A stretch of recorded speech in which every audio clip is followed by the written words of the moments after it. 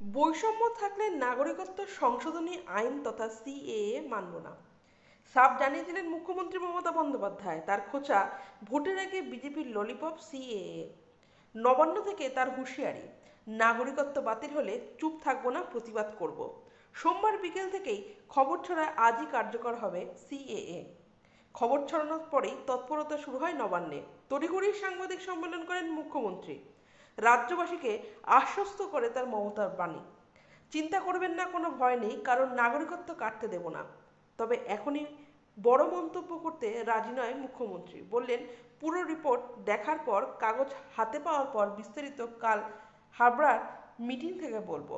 যদি কোনো রকম বৈষম্য থাকে আমরা মানি না। লোকসভা ভোটের আগে আচমকা সিএএ কার্যকর করা নিয়েও তোপ দেখেছেন মমতা। তার কটাক্ষ, এটা ছেলের হাতের মোয়া, চাইলেই কালকে নাগরিকত্ব দিতে পারবো না। যদি এখন সিএএ করে বলে নাগরিকত্ব দিলাম, তবে কি এতদিন তারা নাগরিক ছিল না? নাগরিকত্ব বাতিল হলে চুপ থাকবো না, প্রতিবাদ করব। কাউকে ডিটেনশন ক্যাম্প নিয়ে গেলে চুপ করে থাকবো না। নতুন আইনের বিরোধিতায় অনড় রাজ্যের শাসক দল। এক্স হ্যান্ডেলে নিজেদের অবস্থান স্পষ্ট করেছে তারা।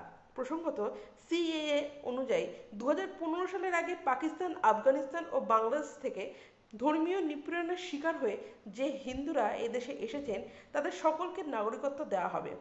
সমালোচকদের দাবি, এই আইন বৈষম্যমূলক।